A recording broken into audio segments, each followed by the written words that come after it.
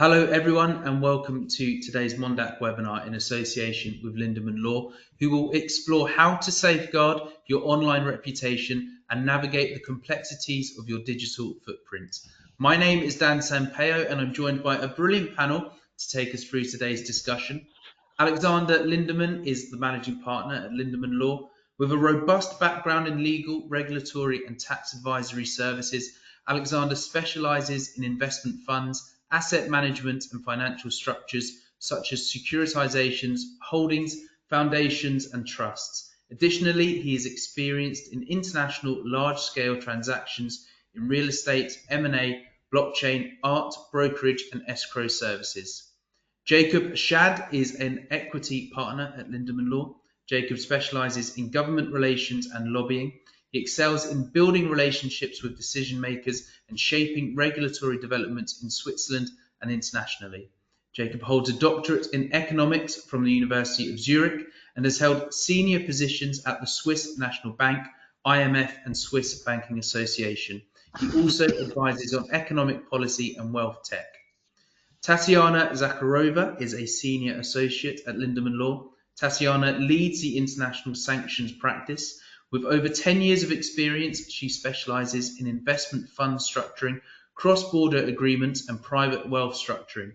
Tatiana holds a JD and LLM from Columbia University and a law degree from Moscow State University. She has worked with prestigious firms like Credit Suisse and Sidley Austin LLP. Shynar Lindemann is the head of business development at Lindemann Law. Shynar holds a degree in international relations from Kazakh American University in Almaty, Kazakhstan. With 15 years of experience in the oil and gas industry, she has worked with major companies such as North Caspian Operating Company, Bureau Veritas and KM Group in Kazakhstan, as well as in the USA. Her expertise lies in business development within the sector. Dmitry Artyukhov of counsel at Lindemann Law. Dmitry specializes in human rights, international sanctions, cross-border litigation and arbitration. With extensive experience in civil and administrative law, Dmitry has represented clients in complex disputes and due diligence procedures. He is well versed in international treaties like CISG, New York Convention and ECHR. Dmitry holds a master's degree from MGIMO and has studied at the University of Zurich. Before I hand over to Alexander to begin today's webinar, a quick housekeeping item. You can submit questions for our panel by typing them into the questions pane of the toolbar on the right-hand side of your page, and we will endeavour to answer as many of those questions as possible during our Q&A session. It's now my pleasure to hand you over to Alexander and our panel to begin. Thank you. Hello, everyone from my side. Welcome around the world to Lindemann Law and Mondac web workshop. We are today discussing a very relevant topic, digital footprint, and it's an analysis and also the digital footprint, how you can clean it, right? So everybody moves more and more in the digital arena, and we have a lot of sources where we're daily dealing with digital areas such as social media, such as internet, and also very important, people that are relocating to another country deal with the migration authorities that then go into the intelligence databases, as well as people that are opening bank accounts, real estate transactions, other important transactions. There's always a background check. And here it's very relevant to manage your digital footprint and your footprint in these digital databases. We will start with the analysis of the digital footprint, because first of all, you want to know your status quo, how you are rated in the digital arena, how what information is in the internet, in the social media, and what picture is given about you in such intelligence databases. Very important is the world check run by Thomson Reuters that we closely cooperate with. As a next step, this will be done by Jakob Schaad. So he will tell us about a tool also that we have developed it's an artificial intelligence tool that helps you not only analyze, but also monitor your digital footprint. The second presentation will be presented by Shynar Lindemann. She will tell us about internet and social media erroneous digital information.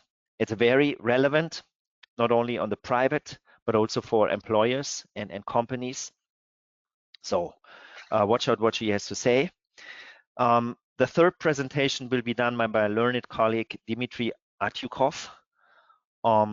He's an international lawyer and will tell us about even human rights benchmarking. We have together as a team developed a very unique approach. I've not seen this with any other law firms, where we rate convictions according to the European Courts of Right court cases. So we will look, if you have a conviction that you don't think is justified, we can rate this and look where actually international rights standards have been violated. So this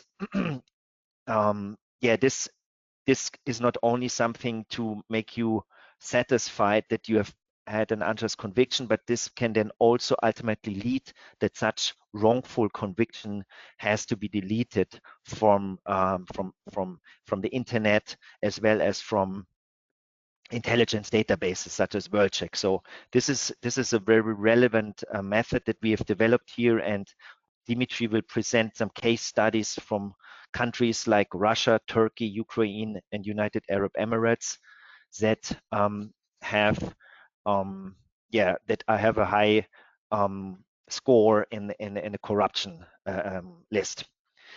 The last presentation will be held by my learned colleague, Dr. Zakharova. Tatiana, she has had a number of cases where we managed with WorldCheck and Dow Jones and other intelligence databases to clean information. And that's very important for clients that can, for example, that couldn't receive a residency permit or a citizenship, or couldn't open bank accounts after this information was removed. It was much easier and at all possible, right? So they had a clean WorldCheck after that, and they could finally open bank account easily. Without further ado, I directly hand over to the first presentation, Dr. Jakob Schaad. I'm very interested and curious what you have to say to us today. Thank you very much, Alexander. Thank you very much that I can speak today on this important issue. And as Alexander just said at the outset, it all starts with really looking what your digital footprint is out there. And everyone has one. We all have one. And this should not be underestimated. And I'm sure that you are not aware, you're only aware of about half the footprint that is out there, especially if you are an active business person and doing business globally. Then it's even more important to see what's going on in areas that you may not see yourself. So this is where you start. And we have this tool that works with artificial intelligence that we use in our daily work. And this tool goes through all the open sources that are out there and establishes first what your digital footprint really is. And this is a tool that really crawls throughout the internet. It goes through registries, public registries, goes through news portals, even chats, social media, court proceedings that are public, everything. It goes through all these things and makes you aware of that. And then with the information it gathers, it will draw up a report. And this report is then, it depends on how exact you want to have it, how precise you want that report. The report can also be supplemented by a human analysis that is added to the report and gives some more information and interpretation of the information that you get from the machine that gathers it. And also, as I said before, if you are globally active as a business person or also as a private person, You also need to look at the regions that are not your own, because it can also swap over to yourself. And well, then of course the issue is languages. If you are, let's say, an English speaker or a German speaker, it doesn't mean that you don't need to look at what's going on in Asia, like in Chinese or in Turkish and so forth. So this tool automatically translates everything into English, and you can read it that way and interpret it. Also, the reports will show you the source of all the information, because the information per se doesn't have a lot of value if you don't know where it is and what the source is. So this gives you, to start with, a clear picture of where you are reputation-wise, what is the talk about you, where are you in the registries, and so forth. Or it could also be about a partner that you want to check to see whether you want to do business with her or him. So next, please. Now that you have a somewhat static picture, this is not all we do, and it's probably not very useful either. You need to see how things develop, and that's how you can really do some proactive issue monitoring. What is an issue? An issue can be positive or negative that comes up somewhere, and you need to deal with it. And that means that you should be aware of that as early as possible, and not when things are too late, either to take some measures against it, or to use the force of some positive news about you out there in the internet. So what we do with this tool, together with this tool, is to monitor potential risks that are coming from diverse sources around the world. For example, you can identify if there's some bad talk about the product you are producing. You can see that early on with some NGO is going to talk badly about your product. Political groups that are becoming active to create some regulation that might be damaging to your business interests, or a competitor that is trying to badmouth your product to have a competitive advantage towards you. So you can thereby, with this tool, stay informed also on legislative action, on talk of decision makers of introducing some new regulation. This might be important for you if you are in the business of green energy, for example. It's very important to see what the regulation is there, subsidies, taxes, all these things might be important for you. And then you can track with this tool, you will get a screen, which would be a little too complicated to show you right here, but you will get a screen where this is all graphically organized for you to see what is going on. You can then track the developments of positive and negative developments concerning your reputation and the issues that may affect you. And then you will receive timely alerts for growing threats, but also, of course, as I mentioned, opportunities. Next, please. So the next step, let's say you established, there is an issue coming up. Let's say a regulation about green energy, say subsidies, and you are in the green energy market. Then the thing is to deal with it, to strategically manage the issues that come up. Let's take an example of a regulation that could be actually damaging for you. So you recognize what is the issue that is critical for your interests, both positive or negative, and then you can develop strategies. Now, if it is some negative talk about the product that you're making, I mean, we all know these quite old talks about products from Nestle that were supposed to be damaging and so forth, then you need to address, you can strategically address these things. You can take public relations measures, you can take public affairs measures, talking with decision makers. You can also address your product and check your product and issue some information about your product that will correct the information or enforce the impression that your product is really good. And then we use this artificial intelligence to observe the impact also of your interventions. For example, if you are going to do a media campaign about your product, you can then see what the talk is out there in the internet about your product, about what you're doing. And then you can also, of course, adjust strategies if you see that your campaign doesn't have an effect, or even has an effect that you would not like it to have. And then it helps you to take some decisions as well. For example, if you look at also about a competitor, you can see, you can take some decisions what you would do with your product. So next, please. Now, when you're managing these things, of course, you can also, and when you go through the internet and you see that some information is incorrect, you will have a good basis to act against that false information.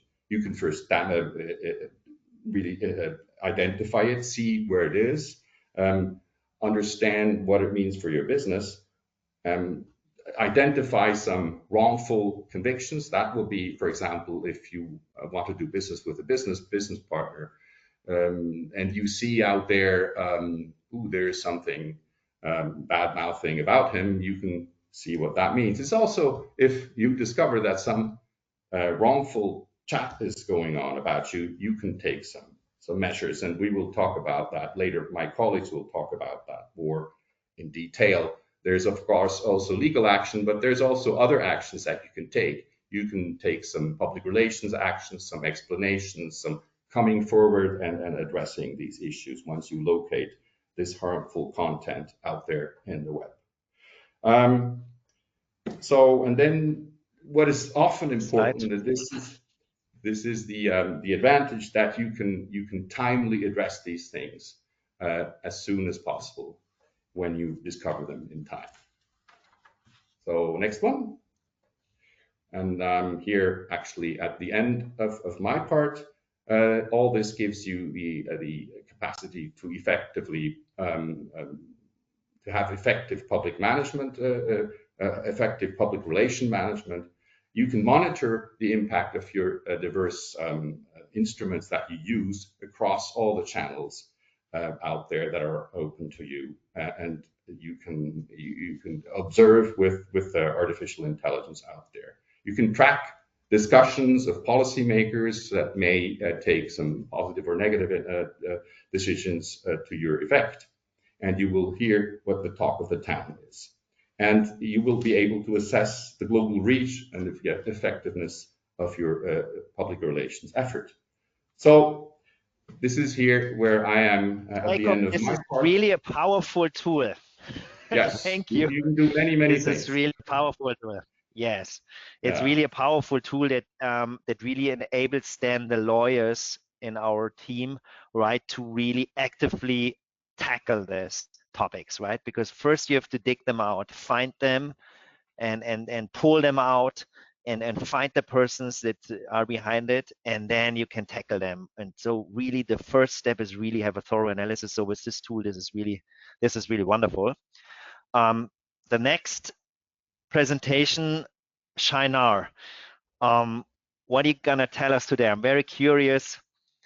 How can we actively manage our footprint and protect ourselves? What are the gaps also in law firms and other firms? What are the risks? I'm very curious to hear more about this.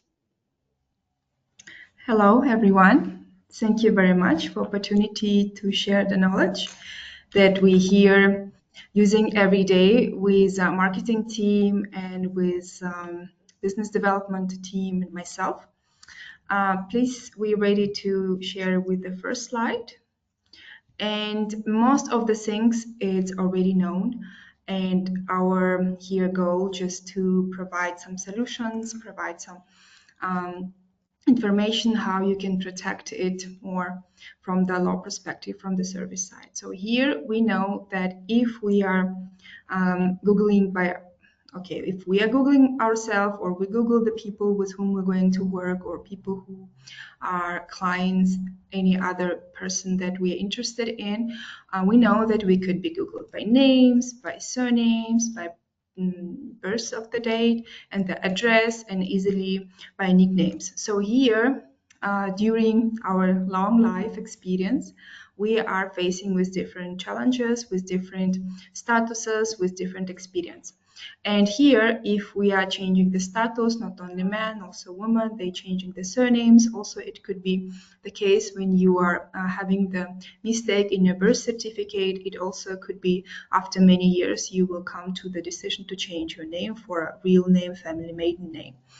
So here, what we have here, we providing the solution how this past experience or your past life could be now changed. So here we're finding and removing traces of your old identity, your online presence, and we give you the opportunity to build your new identity, identification, and your presence online from our company.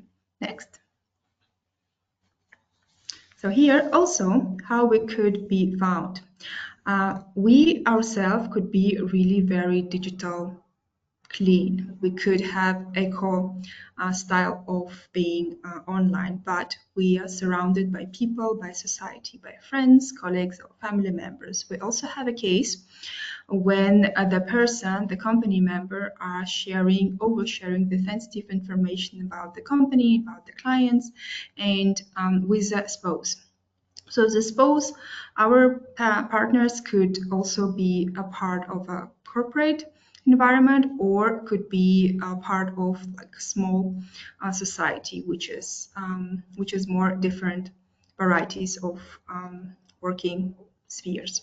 So here, what we suggest here education and solution. For example, if you are linked with your spouse or friends or family members or some family event or vacation, or you linked with other events or holidays with your spouse, here we educate your social circle on privacy settings.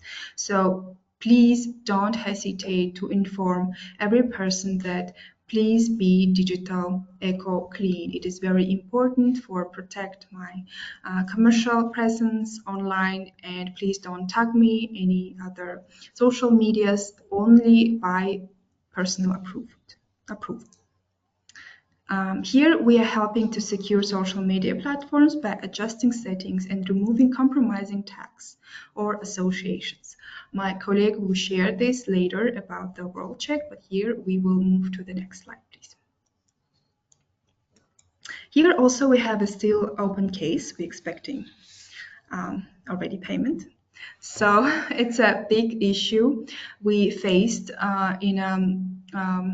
with our client in a small boutique company. It's actually a big significant difference between big holdings and between the small companies because, of course, bigger people, they need more discipline approach. They have more rules. They have every day, probably every week, every month, some rules, education system. But here in the boutique companies, we could, for example, inform the person that the employees need to start and be instructed the day they start, and the rest it could be once a year probably, or the other colleagues will share the knowledge about the internal rules of the company. So here we faced with the problem when the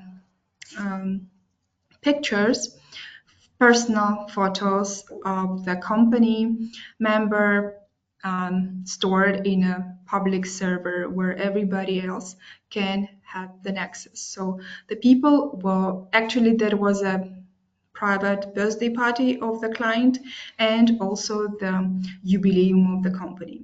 So here the private life of the company management actually was very shown.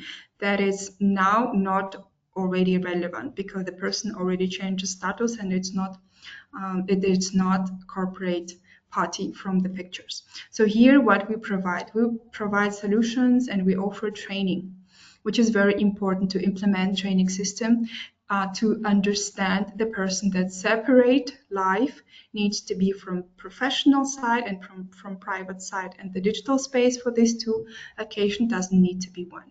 And the service we provide, we are changing the mindset of people that the corporate computers and the server is not for the private usage. Next, please. So here, why we are so now speaking a lot about reputation, about the digital footprint. It's all about starting to clean, eco life, and be very secured in a digital society.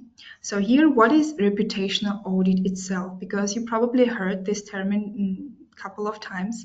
And here, so the reputational audit itself, it's a checkup. So how the business or the person or the company organization is seen in the digital online presence by others. So here, the importance of the reputational audit is proactive step to assess how your personal and professional information is perceived online. Because, for example, you never know what you have about yourself as a person in the online system. We're all different with every person in our life. At the company, we are one person, we employees, we behave very accurate in the with accordance with the corporate standards.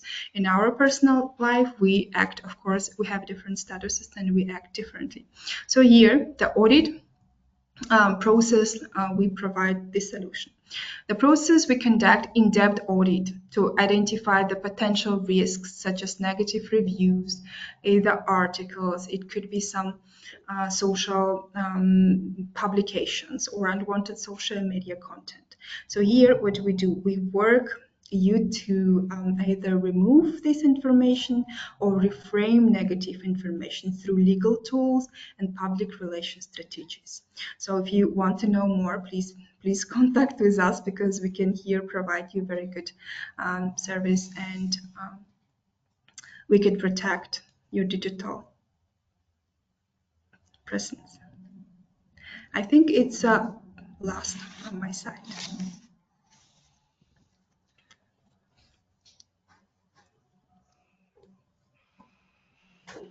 Yeah, thank you very much, Shynar. This was wonderful. And also wonderful, we are right in time. And now go to the very also heavy legal topics, right? So we go now to Dmitry Artyukhov, who actually also, I mean, an important point is people mix up names, right? And also, like, especially in the arena when it comes to banks, they mix up names, and this can be very painful, right? So for example, even Dmitry gets mixed up with other persons that are, yeah, have another digital footprint. So I mean, that's also something that we realized with clients, that we need to differentiate away. For example, we had this topic just by occasion. I tell this because we had a case where several people had a similar names, and in the world check they popped up, but they were not this person, right? So here we have also developed strategies to differentiate yourself away, so that that you're not mixed up with someone who is actually rightful convicted or has a really negative attachment.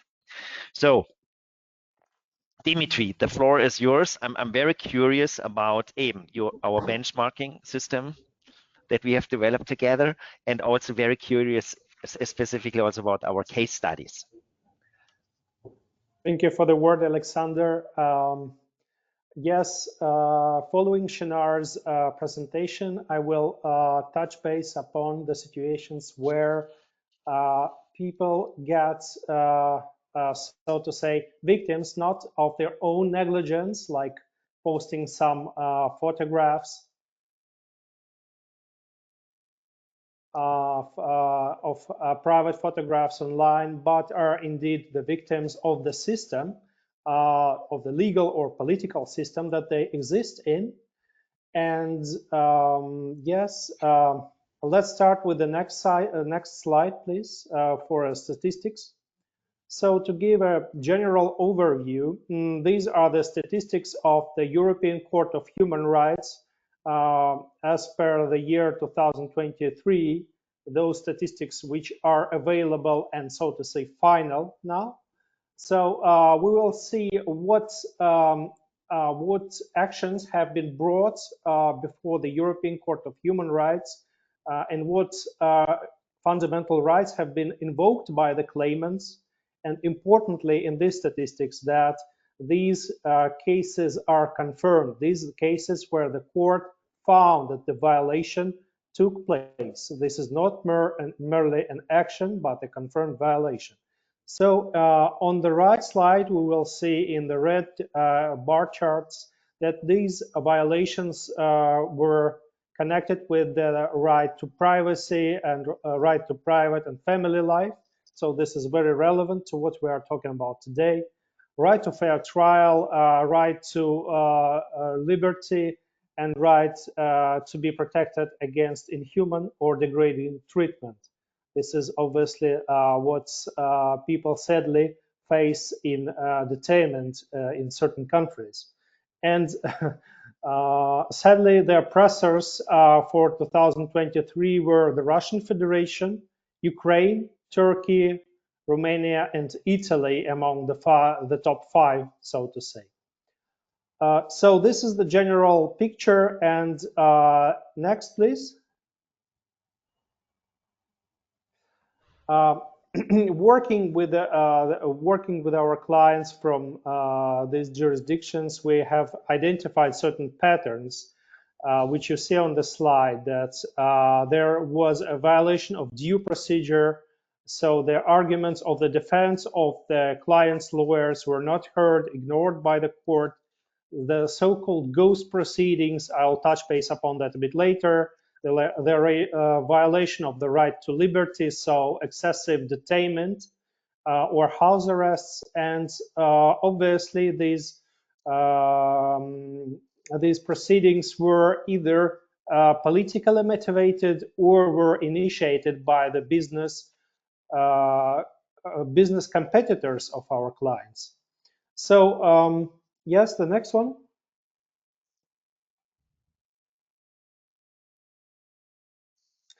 When clients come to us, of course, as a Swiss law firm, they want that their digital footprint is cleared on the level of the European Economic Area. As Switzerland is not part of the European Union, but indeed is the part of the European Economic Area. And in this framework, we work with extensively with the GDPR, so that's the classic, so to say. But we also have to observe newer developments in the field, which is one of them is the Digital Services Act. You see it on the slide here.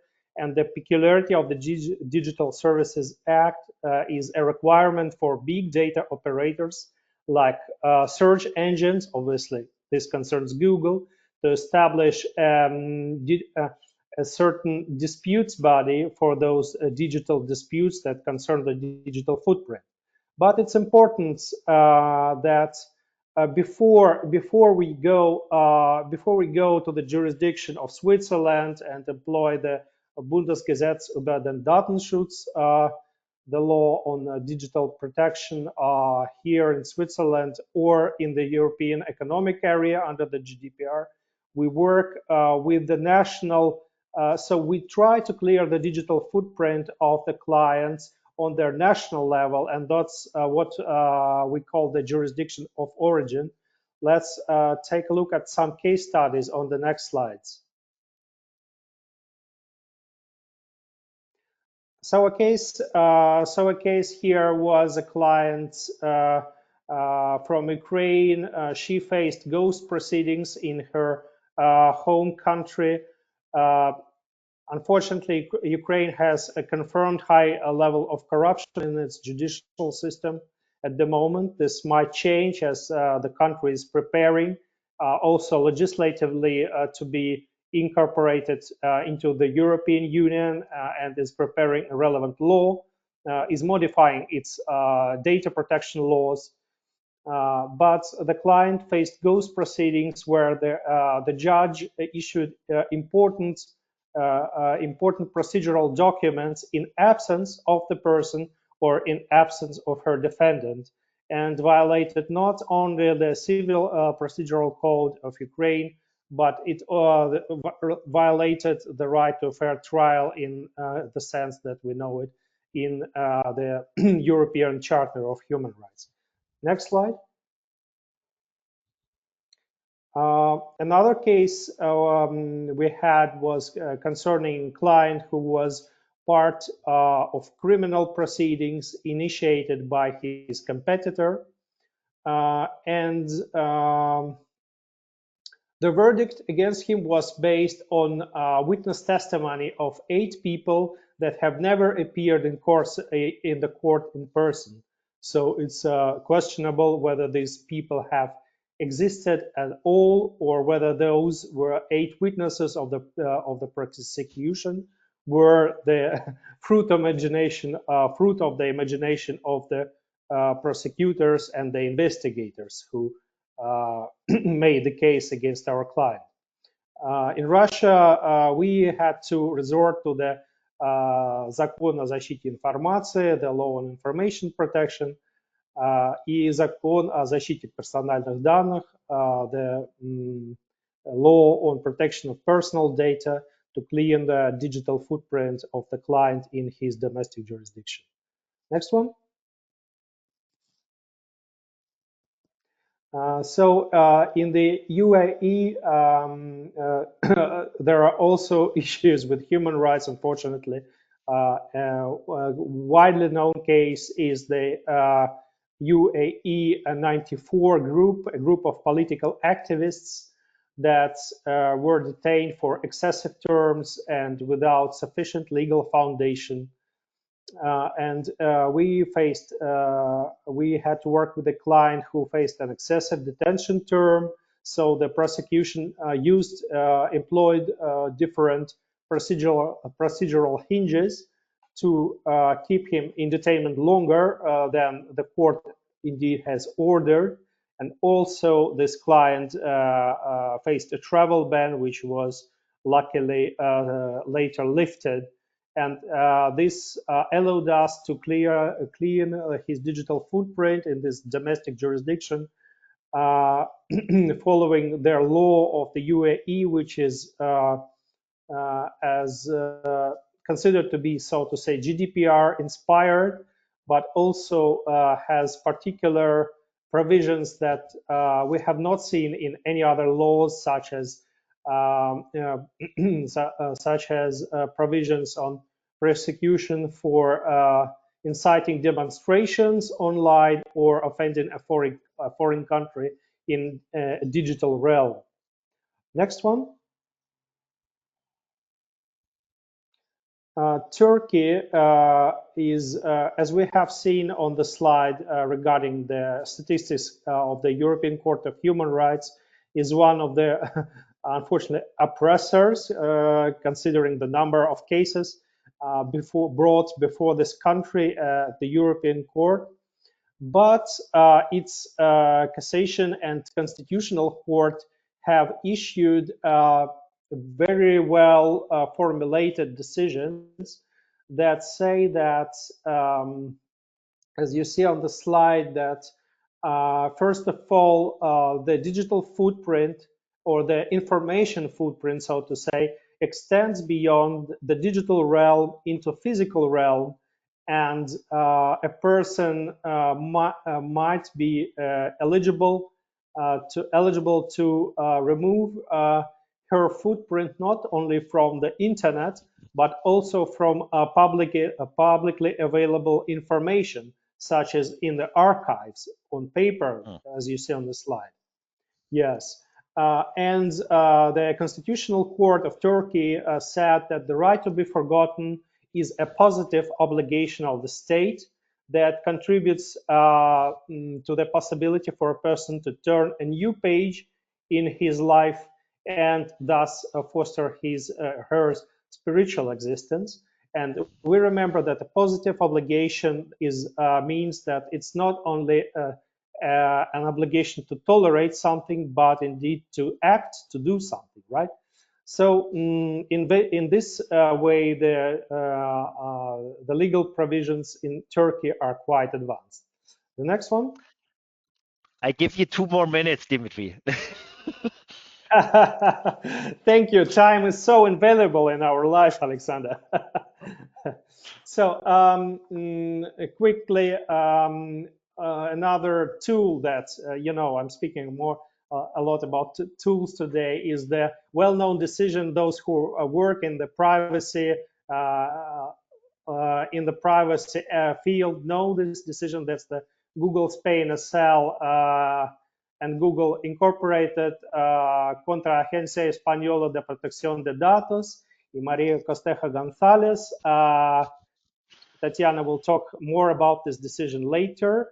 And from here, our colleagues may sift very relevant provisions that they may incorporate into their legal work. This one is more relevant to the individuals, but regarding the legal entities, the corporations, the companies, we keep an eye on the practice that evolves in Germany, where the courts have confirmed that companies who have received negative reviews, for example, on Google Maps, in a verbal form or in a non-verbal form, such as the form of a star rating, of a low star rating, like 1 star, 1 of 5, may be eligible to bring an action to the reviewer if the reviewer has not been a client of that company and has not been a customer and just left a review out of personal disappointment. Alexander knows this case where a law firm has, in a divorce proceedings, represented the husband, and the law firm won, and the disappointed wife left a negative review on the Google Maps, and indeed the law firm went to court against her and won, because the law firm of the husband claimed that the wife has never been the client and thus was not eligible to leave a negative review. So that's it. I hope I fit into those 2 minutes. Thank you, Alexander. Okay, thank you, Dmitry. This was very insightful and very entertaining as well. I call upon Tatiana now for the highlight. We can not only benchmark and clean the internet, but we can also work with intelligence databases that are very trusted partners of all persons that do important transactions. They always turn to WorldCheck, Dow Jones, and other intelligence database because they trust the selection of the information that's congregated there. So that's why it's so important that you keep an eye on what's in your or what's information is on your company or yourself in these databases.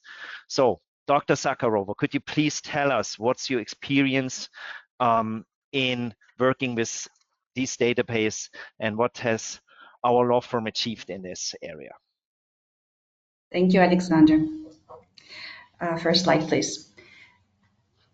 As Alexander mentioned before, LINDEMANNLAW regularly works with WorldCheck, and not only as a user of the database, but we also have cooperative relationship in updating the information about our clients or removing cases from WorldCheck. First, I will talk about the sources of information for WorldCheck. The information is aggregated from reliable public sources, credible web-based sources such as news reports, regulatory, law enforcement, and government websites. WorldCheck collects information that is related to fraud, corruption, terrorism, money laundering, narcotics trafficking, financial crimes, criminal proceedings, sanctions, or politically exposed persons. The information is widely used by banks, business partners, migration authority, employees, business counterparties, so anyone who is subscribed to WorldCheck database. Next, please. Even though WorldCheck specifically says that users should not should have their own evaluation of the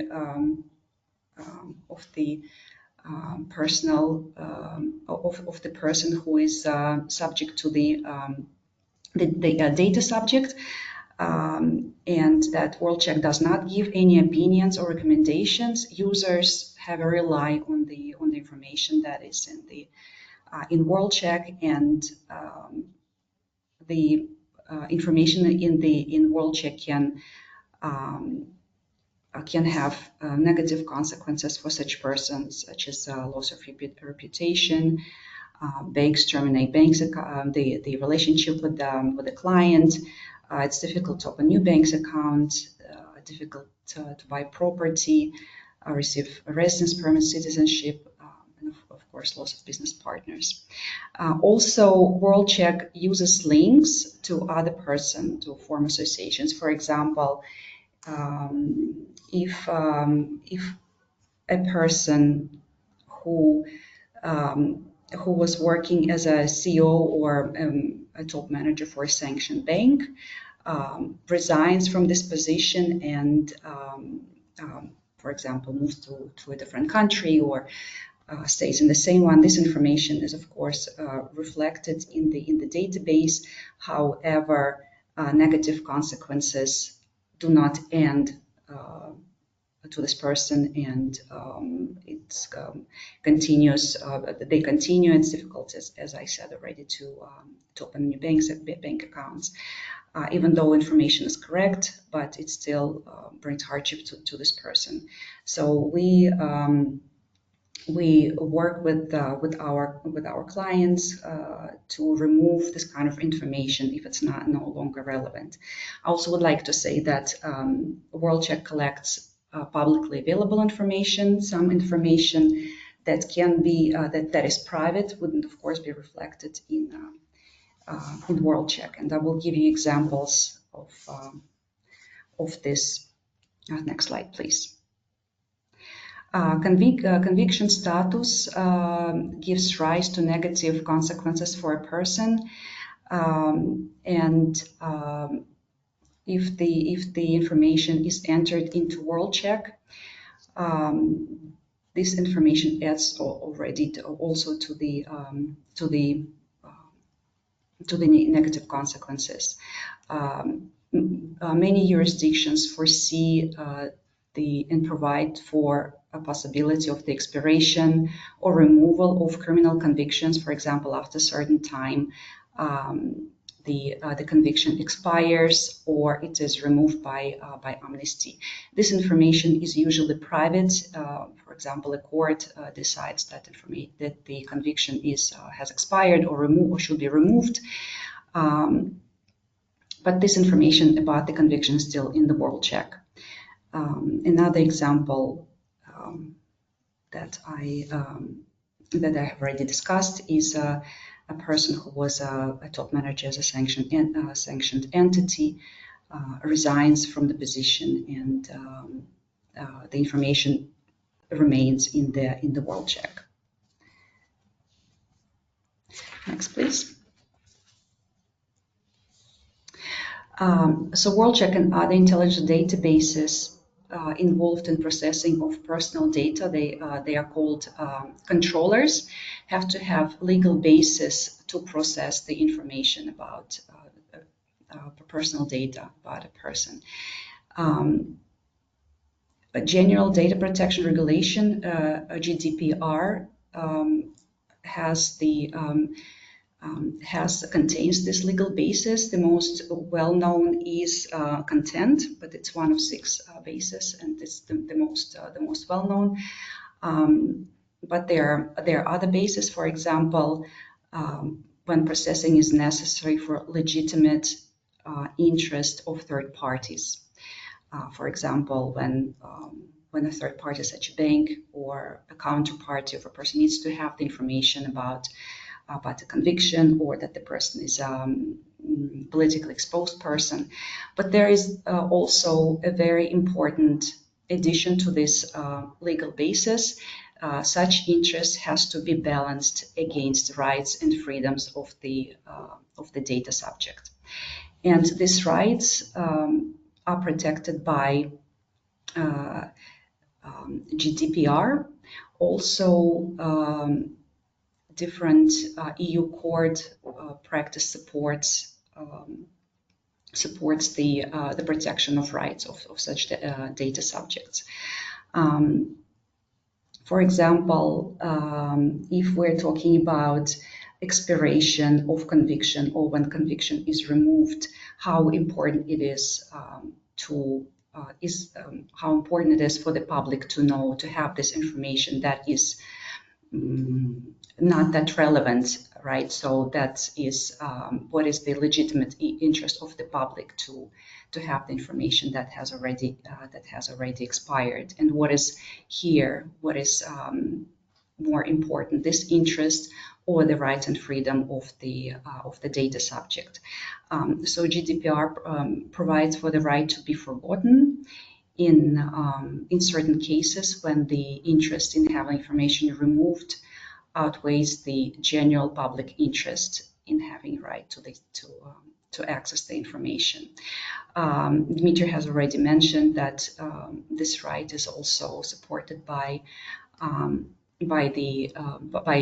EU courts practices, and there is a court case such as Google against Mario Gonzalez that also grants permission to remove data about criminal status of a person in open sources based on the right to be forgotten. Thank you.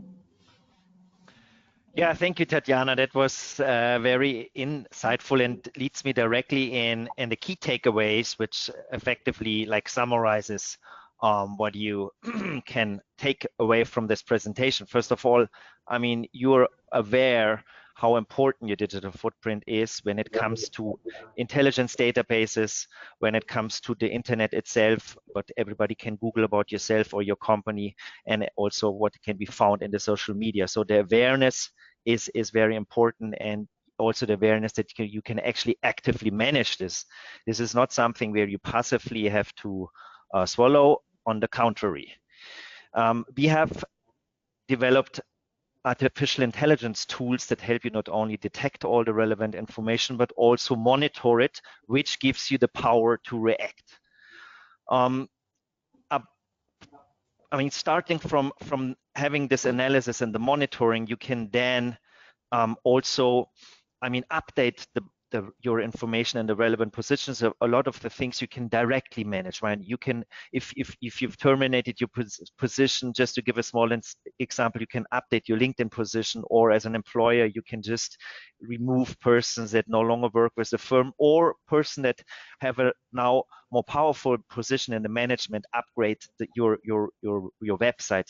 All these things means active management, and Google will then follow this, right? And other search engines and other databases will follow this information that you can actively steer. But on the other hand, there are a lot of information dependent on providers, and there the law comes into, because these providers a lot of the times have different interests, right? So they not automatically always follow your information, but it may be relevant that you have to fight with them. So one of the means is that Dmitry showed and also Tatiana showed. We can ask to simply correct information that is not relevant. In other cases, you may actually have a conviction that is unjustified, and there's a certain presumption that a conviction is actually correct, right? So for this, we've developed our human rights benchmarking analysis, which benchmarks your conviction towards really best practice in the courts, right? What international best practice in courts, how a just and fair conviction must take place. And if this is not the case, we can show this in our analysis, and that later can then be consequences that such unjust convictions can be removed, not only from the internet, but also from intelligence databases such as BirdCheck, so that you can not be punished twice for something that you have not committed. So this is the summary, and I mean, you've heard it. We do the reputational audits, we do the cleaning of the internet, we do the human rights benchmarking, and we do also cooperate with the WorldCheck. We not only enter important information, help to enter important information in the WorldCheck, but we also help to erase. So we do it both ways. So we now directly hand over to Dan. Dan, are you still there? I don't see you, but you are the one that actually lead us to the Q&A. Thank you. Thank you very much, Alexander. We have about 5 minutes for a question and answer session. So if you do have a question you would like to put to the panel, please put it into the chat. But before we move to that Q&A, I would just like to say thank you to all of our panelists today for your insights, your expertise. We really appreciate your time and sharing those thoughts. Our first question, once you have discovered an issue, what do you have in mind with developing strategic measures to address identified issues? Which kind of measures do you typically take when managing an issue? And can you give an example? Thank you. This is the question to Jakob. Keep it short. Yeah, it sounds like actually I see we have 6 questions, right? So maybe we can even we will try to answer all your 6 questions. We will make a short overrun, right? I think we can like 5 minutes more than. But I mean, yes, let's be all short and crisp. I'll try to be brief. Once we discover an issue, I'll give an example. About 20, I'm going to give it an old example, not get into cases that we're actually working on. About 20 years ago, there was a zoo in Switzerland that had a dolphin show. And this dolphin shows have been actually holding dolphins artificially in Switzerland has 10 years after that actually been banned. But the issue was actually out there much earlier. So it took 10 years until actually the zoo had to discontinue, and any zoo with dolphin shows had to discontinue that in Switzerland. So if you had watched that, there were some problems with dolphins that actually got sick and died. Then there was some movement in circles of animal protection rights defenders taking up these discussions. It went over to the policymakers in the Swiss parliament. Someone in one of the 2 chambers brought forward a initiative to ban dolphins in Switzerland. That was first rejected and so on. But in the end, it was actually banned. And that was the end of dolphin shows and actually the end of a very important source of income for that particular zoo. Now, once you see that issue, you can take several measures. One measure, of course, would be address whatever health issues your animals have. Then address all the public relations, the media, the NGOs that are being active against you. Address that directly with your own actions. And when that still isn't taking any action, you also have to take some policy action. That means you have to do public affairs actions. You have to go towards decision makers, make an argument, do some analysis, legal analysis, do some analysis on animal health in that case to counter that and be able to continue your business. So that would be a typical example of managing an issue that you discovered early on in the internet. Great, thank you, Brilliant. Jakob. Then can we directly go to question 3, because we should mix maybe the question a little bit. Of course, thank you. Given that Russia has not been a member of the Council of Europe or a participant in the European Charter of Human Rights since 2022, why does it still appear in the ECHTR statistics? This is a question to Dmitry. He is warming up. Yep. Yes, I believe that's me. I call it the tail of the comet. So Russia is no longer the member of the Council of Europe as of March the 16th, 2022, and was after the term in 6 months, it was its membership to the Council of Europe and to the Convention on Human Rights has been terminated in September 2022, but there were cases that have been filed before that date, and those are the cases that are still pending before the European Court of Human Rights. Very interesting. Yeah, Dan, you're leading the Q&A, not me. Thank you. Regarding the last slide, can you provide more examples of cases in German courts practice? Thank you.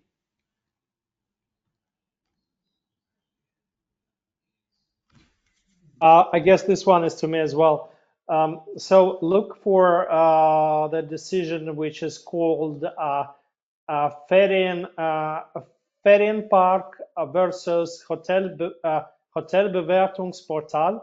Ferienpark versus Hotelbewertungsportal for Germany, and for Switzerland, look at the case that was called in French Tribune de Genève. Tribune de Genève. It's the name of the newspaper. This case is older, it's from 2011, but still it's relevant to Switzerland. Brilliant, thank you, Dmitry. So just looking at the time, I think we have time for one more question before we finish today's session. Why are law firms at risk?